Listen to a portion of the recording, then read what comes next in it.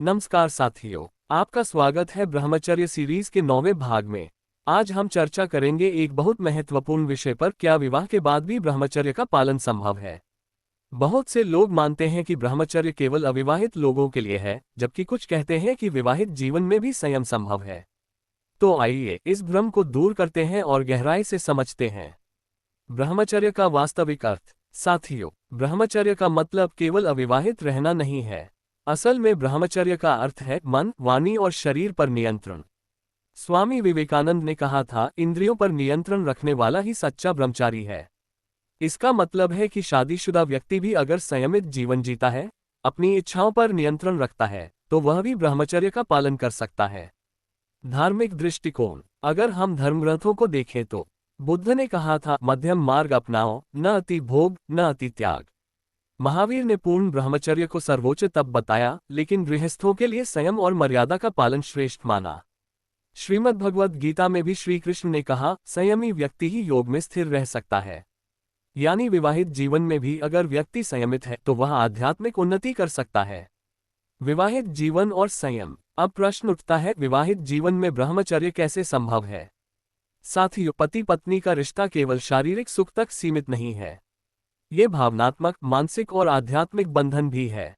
ब्रह्मचर्य का पालन करने का अर्थ है कामवासना की अति से बचना, शरीर की ऊर्जा का अनावश्यक नाश न करना और जीवन को परिवार व समाज के कल्याण में लगाना।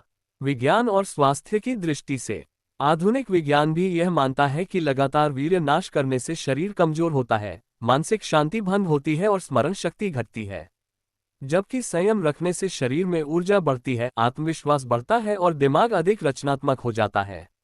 वैज्ञानिक शोध भी बताते हैं कि नियंत्रित यौन जीवन से इम्यूनिटी बेहतर होती है और मानसिक स्थिरता आती है। व्यवहारिक उपाय। विवाहित लोग ब्रह्मचर्य कैसे निभाएं। 1. नियंत्रित सहवास, केवल संतानोत्पत्ति और स्वास्थ्य को ध्यान में रखकर।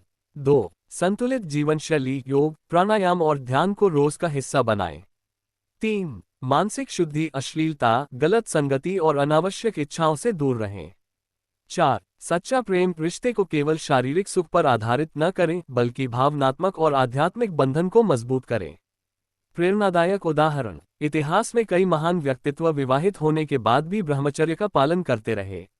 महात्मा गांधी ने विवाह के बाद भी ब्रह्मचर्य का मार्ग अपनाया और अपने जीवन को समाज और राष्ट्र सेवा में समर्पित किया।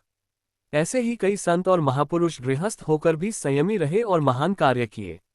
निष्कर्ष। साथियों, ब्रह्मचर्य का मतलब त्याग नहीं, बल्कि संयम और संतुलन है। विवाहित जीवन में भी अगर हम संयमित रहें, अपनी इच्छाओं पर नियंत्रण रखें, तो हम पूर्ण रूप से ब्रह्मचर्य का पालन कर सकते हैं। याद रखिए, सच्चा ब्रह्मचारी वही है जो मन, वाणी और शरीर को साध ले। यही संयम हमें शक्ति देता है, सफलता देता है और जीवन में शांति लाता है। तो मित्रों, ये था हमारा 9वां भाग, विवाहित जीवन और ब्रह्मचर्य। अगले भाग में हम जानेंगे ब्रह्मचर्य से मिलने वाली ऊर्जा को सफलता और साधना में कैसे लगाएं। धन्यवाद।